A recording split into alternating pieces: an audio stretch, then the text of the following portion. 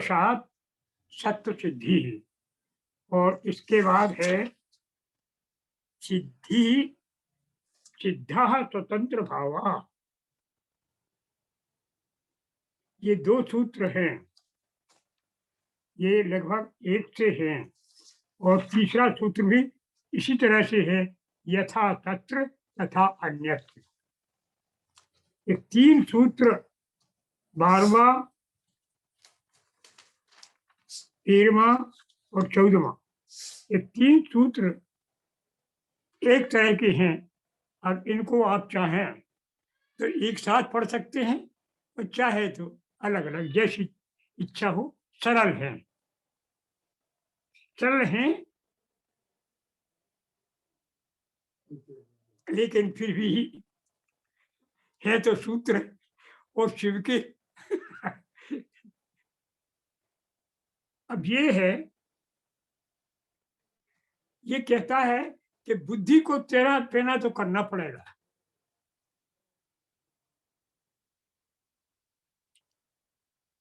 नाटक की बात हो गई कि योगी, उत्कृष्ट कोटि का योगी आत्मस्वरूप हो जाता है, फिर वो नर्तक हो जाता है, फिर अंतरात्मा उसका स्टेज बन जाता है और उसकी इंद्रियां सब उसकी प्रेक्षक हो जाती हैं नाटक देखने की। ये कब होता है? ये तब होता है जब मोह पर अर्थात माया पर विजय प्राप्त हो लीजिए। और माया पे विजय कब प्राप्त कब होती है? जब आप नियम पूर्वक आसन, प्राणायाम, धारणा, ध्यान को नियमानुकूल करते हैं तो भगवती कृपा करती हैं। तब तब ये सब हुआ। तो वो कहता है कि ये सब करने के लिए भी तो बुद्धि चाहिए। तो बुद्धि कैसे प्राप्त हो? तो फिर कहते हैं कि एक ही उपाय है। जो उपाय बताए गए हैं पहले, उन्हीं उपायों को आप करिए तो आपकी बुद्धि भी ठीक होगी। क्योंकि बुद्धि अकेली तो ठीक होगी नहीं, मन ठीक होगा आपका, अहंकार भी उत्कृष्ट कोटि का होगा और बुद्धि भी ठीक होगी, ज्ञानेंद्रियां भी सुधरेगी, संपूर्ण परिवर्तन होगा। और ये सब कैसे होगा? ये सब होगा आपके करने से। करने से क्या होगा? तो करने से ये होगा कि कुंडली जागृत होगी स्वतः।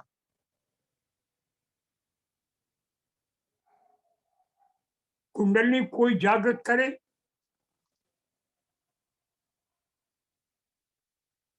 तो, कुंडली कोई जागृत न करे तो भी बलात् अलग बात है, लेकिन अपने आप वो कभी होती नहीं। प्रयत्न तो करना ही होता और प्रयत्न करने से वो स्वतः होती है। कहा जाता है अहेतु की कृपा, लेकिन अहेतु की कृपा होती है क्या? अहेतु की कृपा ये है कि आपको पता नहीं होता है कि कब होने वाली है, क्योंकि हेतु तो होता है। ऐसा नहीं, और हेतु के लिए कर्म होता है। कर्मों को दोष देना व्यर्थ है। पुरुषार्थ आपके हाथ में, उससे आप करो तो आज से शुरू तो हो जाएगा। पिछला आप भाग्य है आपके साथ, आप नहीं कर पा रहे तो दूसरों को देख के रोना या ईर्ष्या करना, उनकी टांग खींचना, ये तो अपने पुरुषार्थ को घटाना है।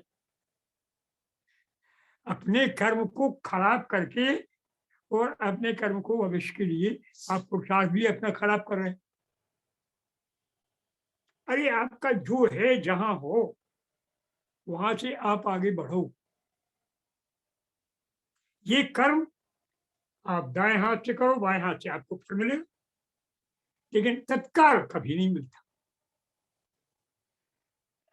कर्म की एक स्थिति होती है,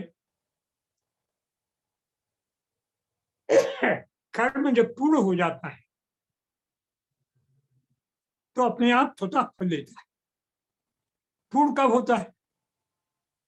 जब आपकी चित्त वृत्ति आपके कर्म के साथ जुड़ जाती है। ये जुड़ती कब है?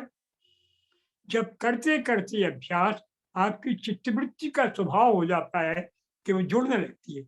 अभ्यास करने से आपको नशा भी अच्छा लगने लगता है, मीठा।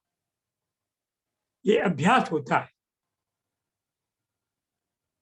अभ्यास आप पत्थर को भी तोड़ सकते हैं और अभ्यास से आपको पुरानी आदतें आप छोड़ सकते हैं, नई आदतें आप जोड़ सकते हैं। ये अभ्यास, सतत कर्म करना, संस्कार। एक बात ध्यान रखो, संस्कार आपके जन्म से होते हैं, लेकिन कर्मों से संस्कार बनाए जा सकते हैं। गुरु करता क्या है? बार बार बार बार बार बार एक ही बात को कहेगा, तो रोज सुनेगा, आश्रम में रहेगा। कोई थोड़े पिछले कर्म के कारण जल्दी ग्रहण करेगा, कोई देर में करेगा, लेकिन करेगा जरूर। ऐसा नहीं है कि नहीं होगा।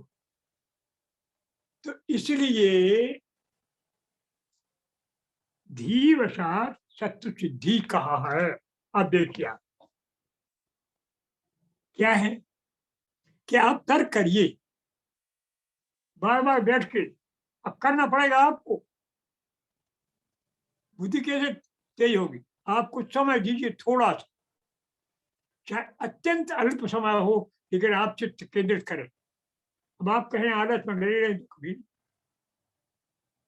आप कहें हम क्या करें, हमें टेंशन है, टेंशन में बैठे रहो। टेंशन माने कोई काम नहीं करना।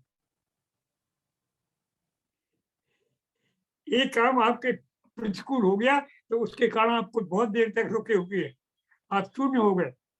अरे शून्य में हो जाओ, लेकिन आलस में डले रहे। तो धीवशात तार्किक विमर्शन, आप अपने मन में सोचिए कि मैं शिव हूं।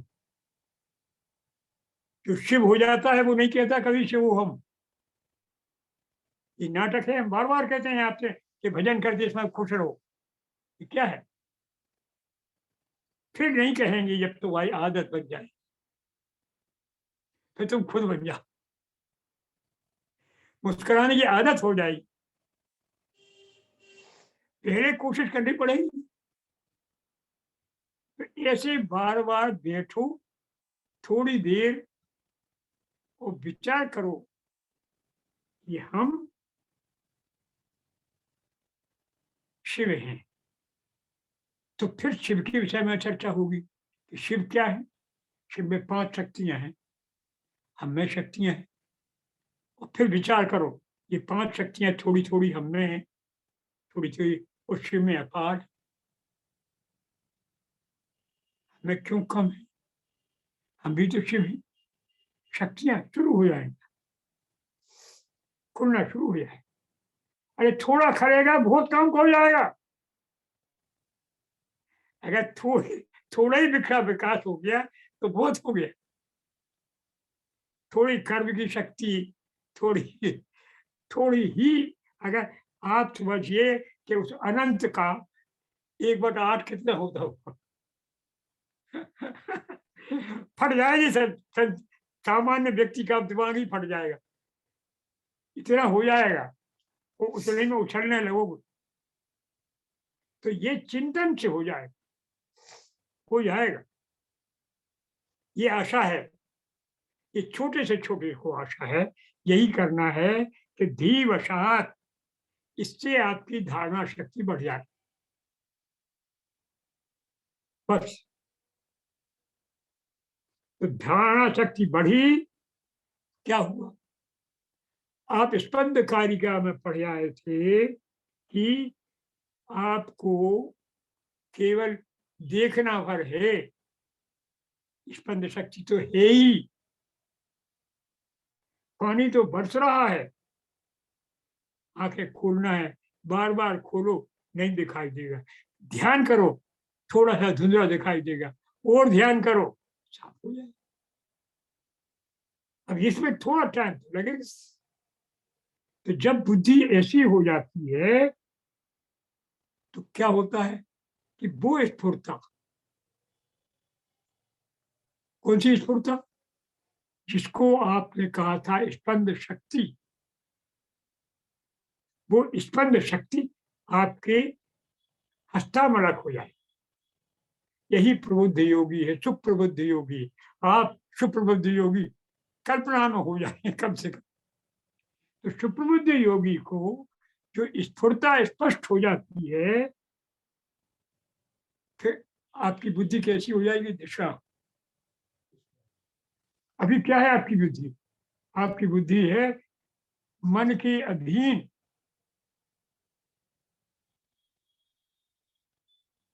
फिर बुद्धि के अधीन मन होगा। अभी आपको लगता है कि कक्का को काम कर दें, कक्का आए, फूफा आए, गुरुजी ने कह दी, सिफारिश करी, फिर आपके सामने दिख जाएगा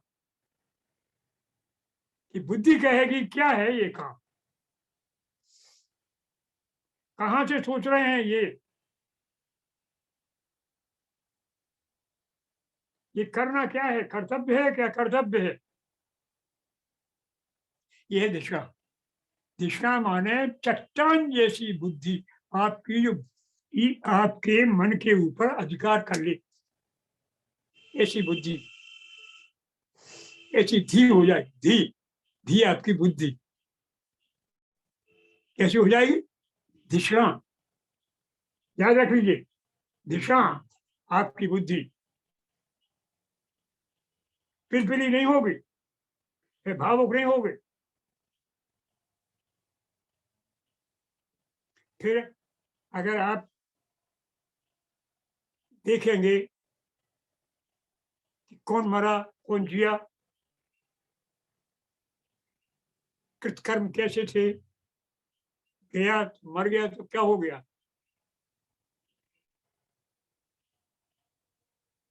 दुनिया की दृष्टि क्या है, मरा तो क्यों मरा, मरने पर होता क्या है।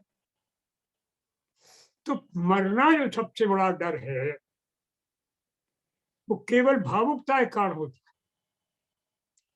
बुद्धि जब आपकी तीव्र हो जाती है तो ये डर निकल जाता है।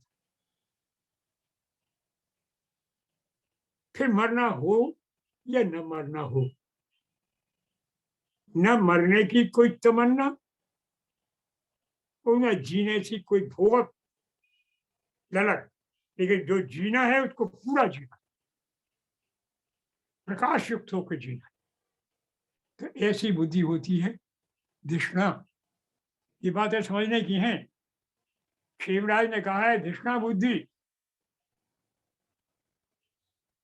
की दिशा है। धिषणा से क्या होता है, सत्य। अब आप देख लो, पिछला नाटक था, योगी नाटक करता था, तो नाटक में क्या होता है, नाटक के तीन चार तरह के अभिनय होते हैं। एक कहलाता है आहार, दूसरा कहलाता है सात्विक, तीसरा कहलाता है वाचिक, चौथा कहता है अंग। सबसे पहले आंगिक, नहीं तो अभिनय नहीं। आंगिक माने हाथ मटकाओ, पैर मटकाओ, भाव के अनुकूल अपने शहर शहर के चेहरे, जैसे हम, मैं कभी क्रोधित होता हूँ तो ऐसे हो जाता हूँ, थोड़ा ऐसा अंग कर देते हैं। ये क्या है, ये सब आंगिक है, आंगिक नाटक। वाचिक क्या है कि बात में चढ़ाव उतार, कभी धीमे, कभी हल्की आवाज से, कभी तेज आवाज से, ये वाचिक अनुभव। क्या अभिनय, आगे का अभिनय वाचिक है। फिर है आहार, आहार कहते कपड़ों को, कपड़ों जैसा बोल रहे हैं उसी अनुकूल कपड़े पहने। एक चोगा पहन ले हम, जरूरी है नाटक करने के लिए। कोई एक टोपी लगा ले वैसी, एक बाबाओं की ऐसी, और एक नीचे तक हो, वो अच्छे स्वरूप यहाँ से यहाँ तक लगे हो तिलक, या त्रिपुर लगा हो, या भस्म लगा हो, तो ये कहलाएगा क्या आहार। ये आपके सजावट है। फिर इसके बाद होता है सात्विक अभिनय। सात्विक अभिनय जो है वो सबसे कठिन। सात्विक अभिनय में ये है कि जो बहुत कुशल अभिनय वाले होते हैं उनके साथ पात्र रम जाते। ये सबसे चौथी श्रेणी पे है सात्विक। सात्विक में क्या है कि जो भाव उस पात्र के हैं, उस भाव को वो अपने चेहरे पर लाता है। दशरथ है, वो बना है नाटक, तो वो जो रोएगा तो दर्शक रोएंगे, अगर वो हंसेगा तो दर्शक हंसे। कथावाचक भी ऐसे ही नाटक कर लेते, वहां बैठ करके स्टेज पे बैठ के ऐसा बढ़िया नाटक करते हैं, शब्दों का प्रवाह है, तो अपनी आंख में उतार चढ़ाव, चेहरा का भाव ऐसा बनाएंगे कि आपको रुला देंगे और आपको हंसा देंगे।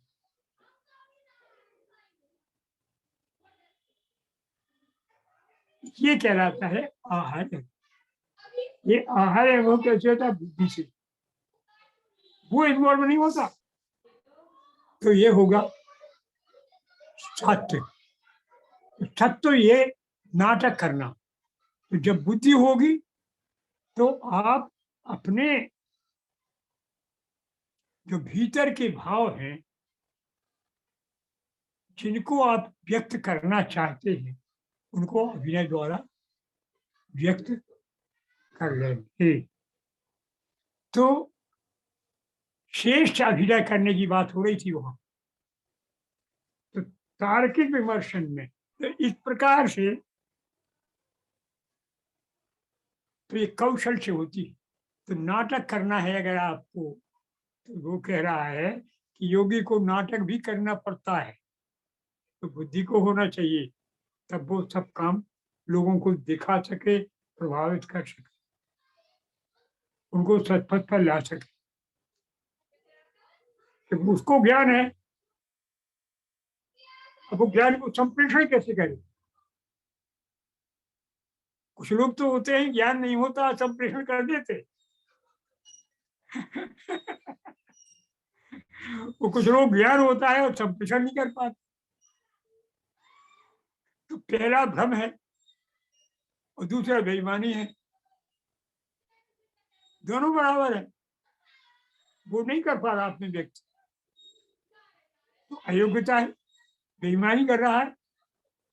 उसे चाहिए कि वो अभिव्यक्ति भी करे, उसको चाहिए कि अभिव्यक्ति बंद करे।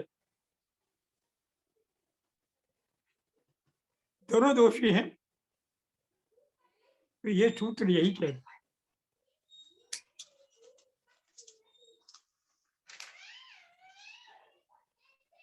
दूसरा सूत्र है सिद्ध स्वतंत्र भाव। अब जो भगवती का इस प्रकार से,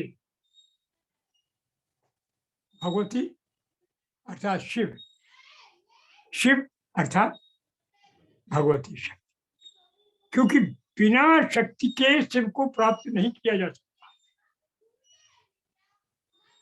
कहते हैं शैव दर्शन वाले कि मुख अर्थात शक्ति, मुख देख के ही व्यक्ति को पहचान सकते हैं। शिव को पहचान कौन सकता? तुम जानते क्या हो कि तुम्हारा बाप कौन है? माँ कहती है कि बाप तुम्हारा वो है, इसलिए तुम बाप को जान रहे। संसार में पिता माँ के कोई प्रमाण नहीं है कि बाप होने का, हमारा बाप कौन है।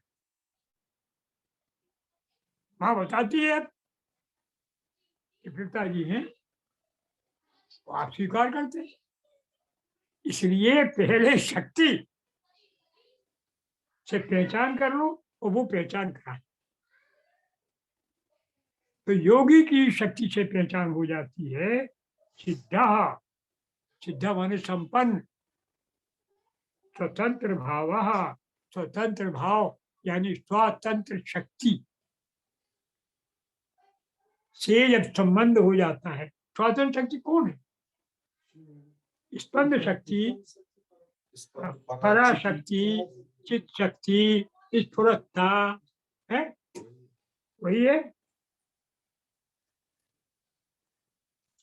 तो ये कब होता है? तो इसको मंत्र की सिद्धि से। मंत्र क्या है? ये सब बातें पहले कह चुके हैं। चित्तम मंत्र, सोचिए, आप पढ़ते हैं उसको दोहराते नहीं है। चित्तम मंत्र, मंत्र चित्त और देवता जब एक होता है तो वो फिर तुम्हारा पकड़ आ गई, कौन हो गया? मंत्र। मंत्र अगर आपको ग्रहण हो गया है तो योगी स्वतंत्र शक्ति को प्राप्त कर लेता है, और स्वतंत्र प्रतिष्ठा प्राप्त कर लेता है तो वो सिद्ध होता है। वो क्या होता है? फिर वो क्या होता है? स्वतंत्र शक्ति उसको प्राप्त। क्या बचा, क्या नहीं होता? जो शिव हो गया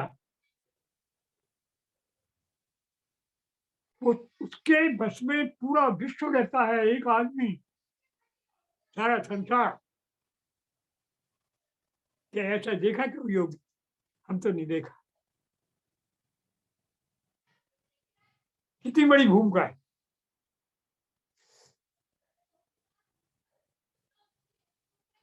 सुनते हैं ऐसे योगियों के विषय में। मैंने सुना था, महाराज कह रहे थे, टीकमगढ़ के महाराज देवेंद्र सिंह जी, वे जाते थे अरुणाचल पर्वत, अरुणाचल प्रदेश में। वहां महर्षि रमन रहा करते। महर्षि रमन वहां उसमें बात करते थे। इस समय ये थे, हमारे पास ये आते थे, तो कभी कभी वे चर्चा करते थे। महाराज, हम पूछते थे कि महाराज आप उनके पास जाते हैं तो वो ये कहते हैं कि सारा संसार में वही हो रहा है जो मैं जीती हूँ। मेरी समझ में नहीं आता था, आज समझ में। बोले क्या वो वही हो रहा है? बोले गांधी, बोले वो कर रहा जो मैं कर रहा, वो वही कर रहा।